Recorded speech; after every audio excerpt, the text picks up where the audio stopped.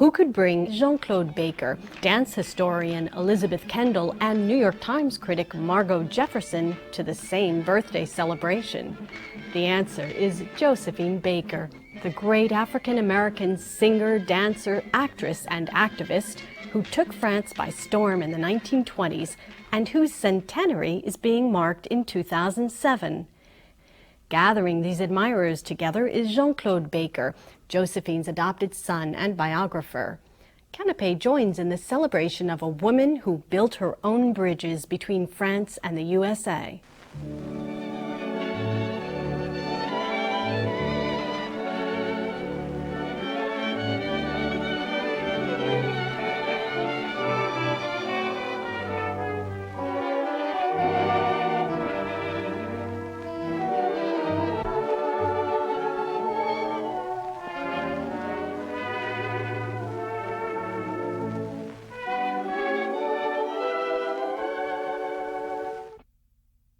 It's magic that we have those testimonies, not only of Josephine's talent or eccentricity, but at the same time it's a vignette of those yesteryears. It's wonderful. Josephine is special in every film she made because you can see the radiance that came from her. You could see the way she projected. Again, it's very mixed what she projected. She projected childlike joy, a real elegant beauty, and a kind of dignity, all at the same time, and sometimes a total goofiness. You see very much the playful young, she's so young, the playful young kinetic Josephine. She's this adorable creature in motion. And, you know, they're basically comedies. They're basically comic performances. Intense, but comic.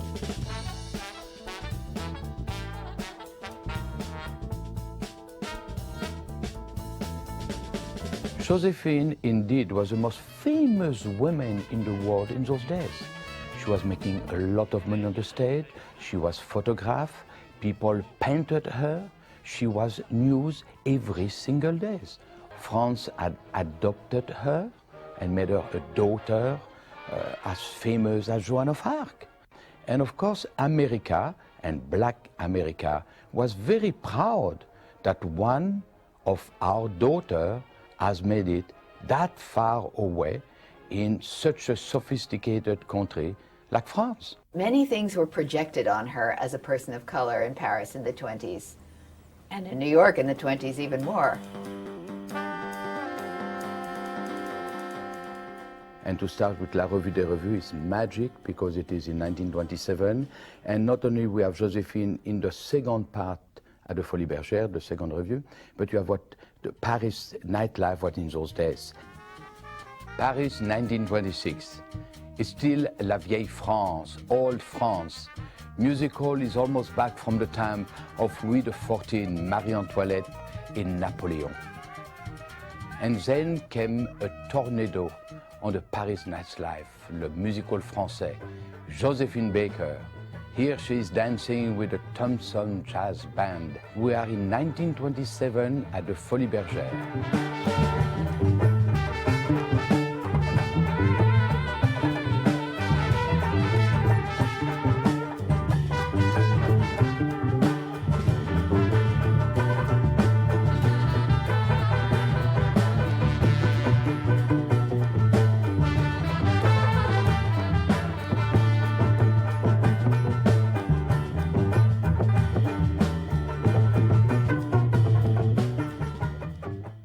Josephine has become a Parisian.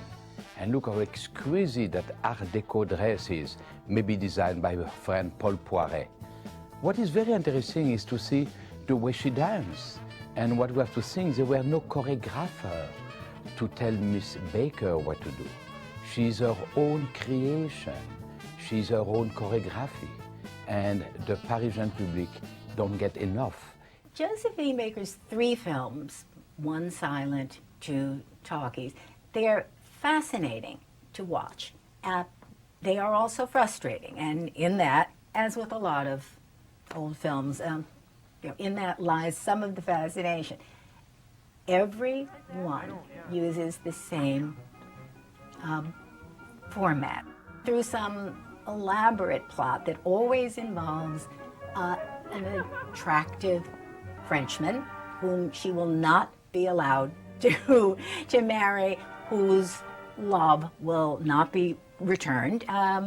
She will love him, he will not love her in return. Nevertheless, the compensation in all three is indeed what the compensation in Josephine's life was. She becomes, or is given the opportunity to become, the toast of Paris. In Sirène des Tropiques, it's a silent film, and you have all the conventions that Hollywood had invented for silent film heroines. Silent film heroines in Hollywood, they always jump around. They jump around horribly. They always jump. They are like grasshoppers. It's something that in the teens that people decided that was really cute, so it just kept on as a convention. Well, Josephine is jumping like mad in Sirène. She jumps to the top of a clothes armoire at the beginning. She climbs a tree, she gets down from a tree, she frees a cat from a well. She does all these things that are very physical, more physical even than they have to be. The unusual part is that she's beautiful. I'm not sure she would have been filmed beautifully in an American film. She's filmed with a beautiful scarf on her head, big earrings, but her little face, it's kind of heart-shaped, it's wonderful. You just keep staring at her. She's Papitou, she's espiègle, wonderful, no choreography, and everybody seems to be dated in that film, but she's could be coming out yesterday or this morning. Josephine Papitou is leaving her native island, and she's to go to France, to Paris, to civilization. But of course there is a price to pay, even if it's only the price of the ticket for the boat. And she's wonderful. Despite the silence movie, we see her expression and the way she's trying to pay her ticket and propose, of course, a gris-gris. Josephine is acting a little bit exaggerée, like the part demanded, but she's wonderful. She's a clown. She reminds you a little bit of Charlie Chaplin.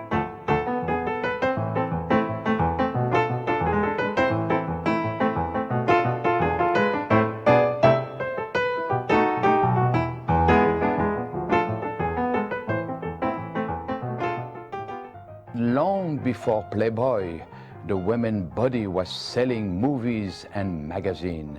And of course, Josephine Baker, you see here, the first black sex symbol of the last century, is going to show you la beauté au naturel, and with great childish naivete. When she was nude, as she was quite a lot, and when she was clothed, you almost find that the clothes do not in any way impede the energy, that the natural energy is the nude one. Many people are very inhibited when they're nude.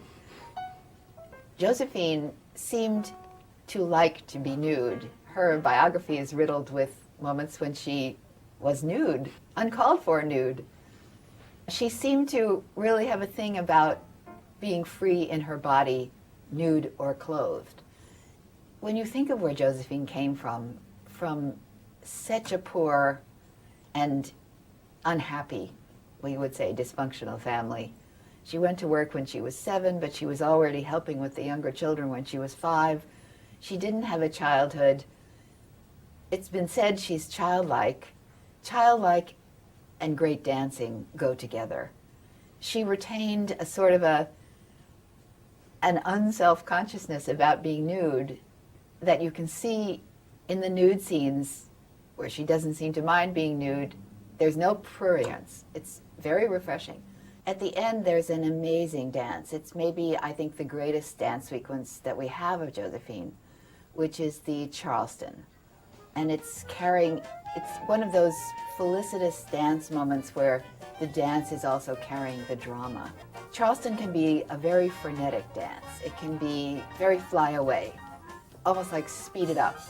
She gives you the most spacious Charleston you're ever going to see. She has a liquidity in the air in the Charleston. So it's not fly away, It's big, it's spacious, it's Charleston on a big scale. And it's beautiful. You can't get away from this adjective with Josephine. She's statuesque, but statuesque in motion. She had the kind of impulse that great dancers have, which is to use the littlest possible energy to get the biggest possible effect. It's a sixth sense that great dancers have, and you feel this liquidity. You feel the movements connected with each other, and you feel them big and small, and they all fit together. And the Charleston it's sort of like the Charleston of the Mississippi. It's big, it's beautiful, it's grand. First, I would like to speak about Frida McDonald. This was Frida McDonald's 100th birthday. What people don't know is that the legendary Josephine Baker, she got the name Baker by her second husband, who she married when she was 15 years of age. The first one she married when she was 13, but we are celebrating, to my heart, Frida McDonald. That's the way she was born on June the 3rd, 1906, in St. Louis, Missouri. Josephine Baker grew up in the ghetto of St. Louis. St. Louis was an important jazz town. It was right up the river from New Orleans. It was kind of a feeding ground for rural blacks from the South, from Mississippi and Alabama. About 1899, 1900 was when black dancing first surfaced into white, chic jazz dancing with the cakewalk.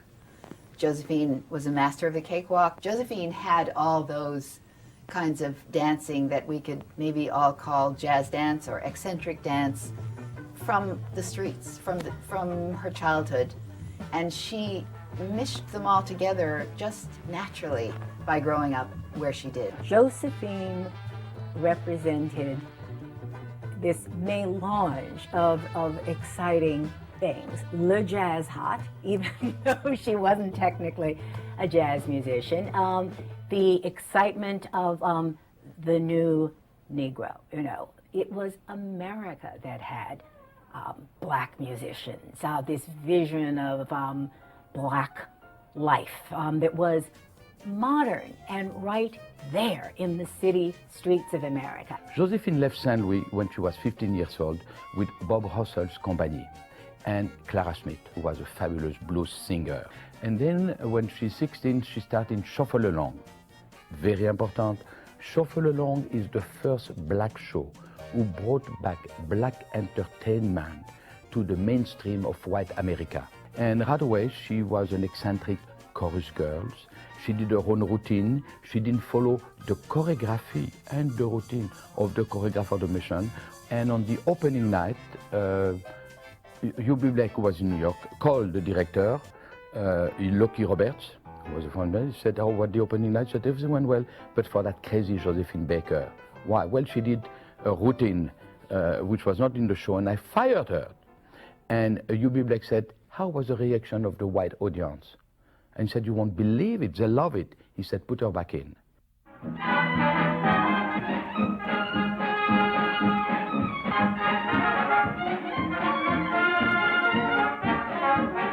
Josephine came first to New York with Chocolate Dandies, which would follow Shuffle Along. Big star, opening night, the New York Times reviewers, wonderful.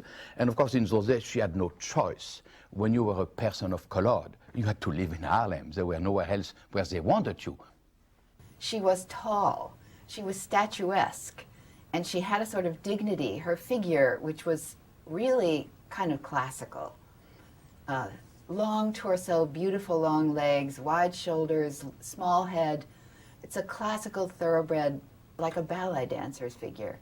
And the mixture in the connotations of the figure and the jazz style was not something that America could have really digested at that time in the racial texture of our country. Caroline Dudley Reagan, who deserves so much credit for her love, having recognized the talent of African American performers in America of 1925, and she's there going to realize her dream, gathering 24 young, talented African American, but I prefer the word colored entertainers, because we are back in 1925, and she's going to take them to Paris and astonished Paris and unknown to her the rest of the world.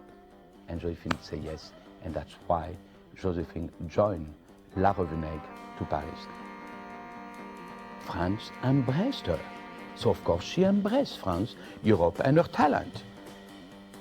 All the performers were very light-skinned. There were only two darker people, Josephine Baker and Maud DeForest, the soubrette. The soubrette means the singer. And the director of the Théâtre des Champs-Élysées were very worried because the French would have thought they had Spanish girl dancing there. So they needed color. And Josephine was paired with Joe Alex, a young man from Africa. And typically of the French and of show business, where you can do whatever you want in show business. The last number was La Danse de Sauvage, the dance of the savage.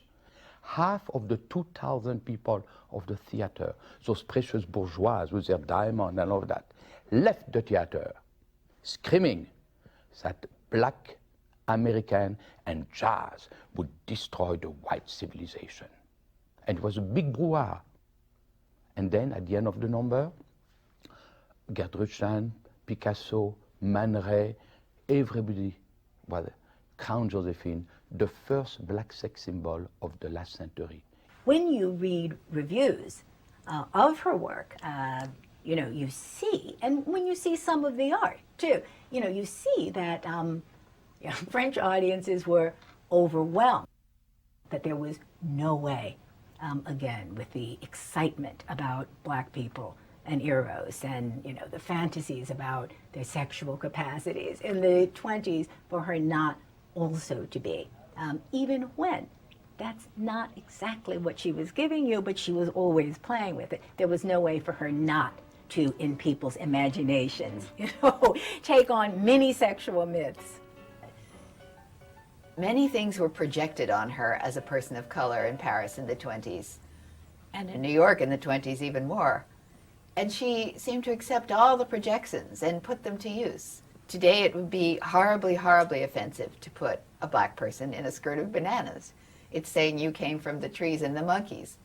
She submitted to the skirt of bananas, and because the skirt of bananas was a very bold visual symbol, very graphic, it worked. It's adorable. It's wonderful, a skirt of bananas. It's sexy. It's sexual. And it's funny. And she made it all those things. Josephine Baker is now a great French actress. She performs, she sings in French, and she's doing a first speaking movie with Jean Gabin, a young star, singing in one of the 7 movies where he sings. And Josephine is very proud of this movie because it is her life story. Her mother was a laundress in St. Louis, and here it is with Pepito, the man in her life, the man who will help her. Both of them wrote and choreographed that film. Zouzou is my favorite of the 3 films because it seems to have been closest to, it was closest to Josephine's heart, that's been said, but it's closest to giving her enough space to be who she really was, which was unique. She was a unique thing. She was an American poor black who had become a French symbol of elegance. And although Zouzou doesn't really have dancing, it has a great big-scale music hall number, Il n'y a qu'un homme à Paris. She's backed by a whole lot of chorus people, and she's in a satin dress. She comes down and she takes up a position with the chorus in back, and she is a dancer singing. It's beautiful.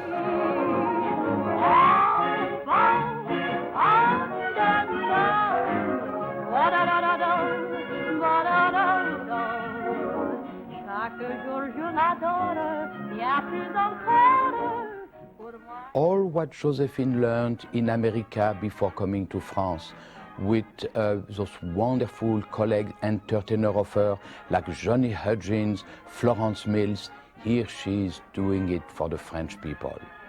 As magnifique, unique as it is, this is a tribute to the talent of African-American performer in America. Here is Josephine, Haiti. She's exquisite. She's disarmingly sexy. Josephine touches you with delicatesse, with warmth, nothing aggressive, but it moves you deep, deep inside. And that voice is magic for those days, and especially for somebody who never had in her life 1 hour of singing lesson.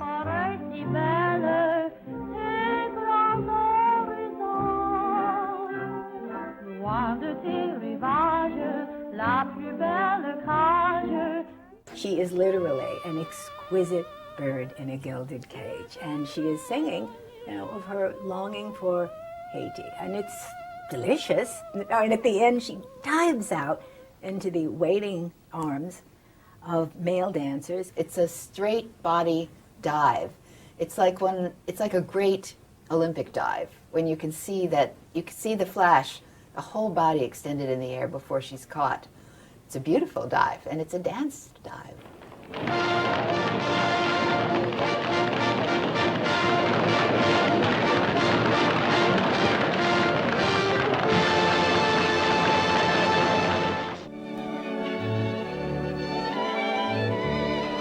Here she is, a little Creole, which means the daughter of a French colonialist with an African lady. And here she's dreaming, beautifully singing.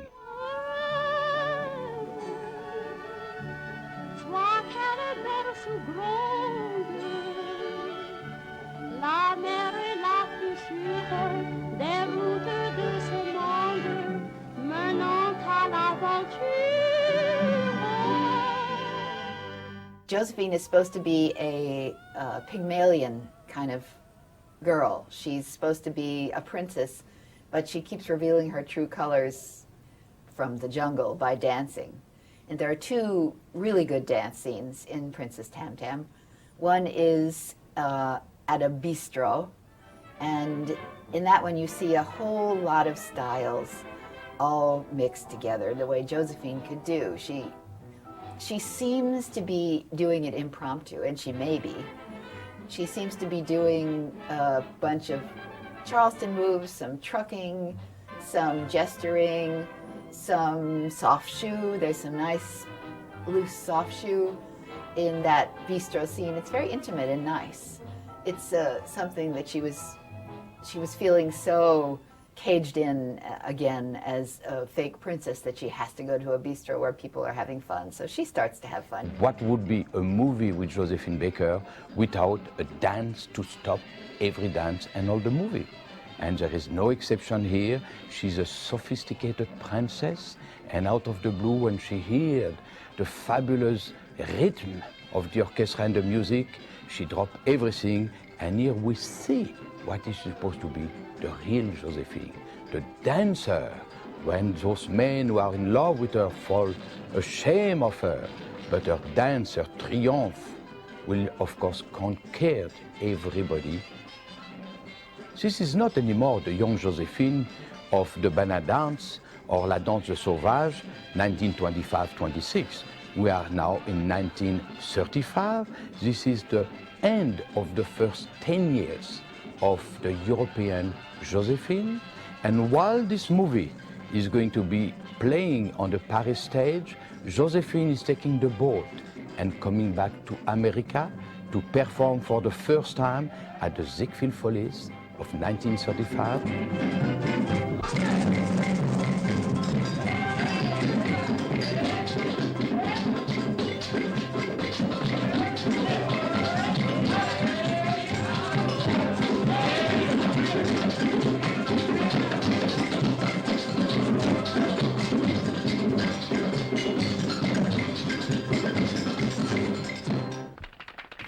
Josephine had this ability to reconcile opposites, and she's always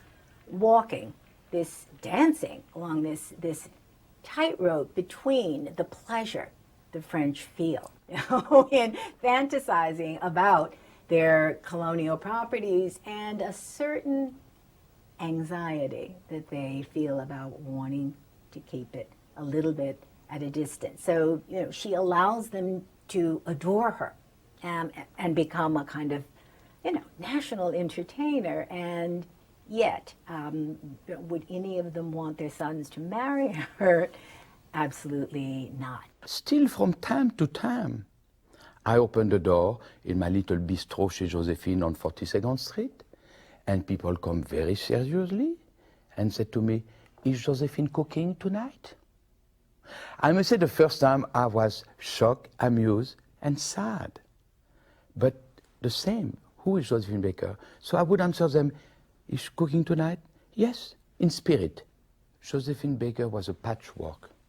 The beautiful patchwork you put over a bed. The ones they started to sew together during slavery time. And today it's even fashionable. Young people do that again.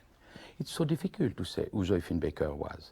The talent of Josephine Baker is that she was whoever you wanted her to be. And that's why it's very difficult to answer with one single word, who was Josephine Baker? Unique is not enough. Talented is not enough. Demented is not enough. But like the title of my book, Josephine with a hungry heart. I like that.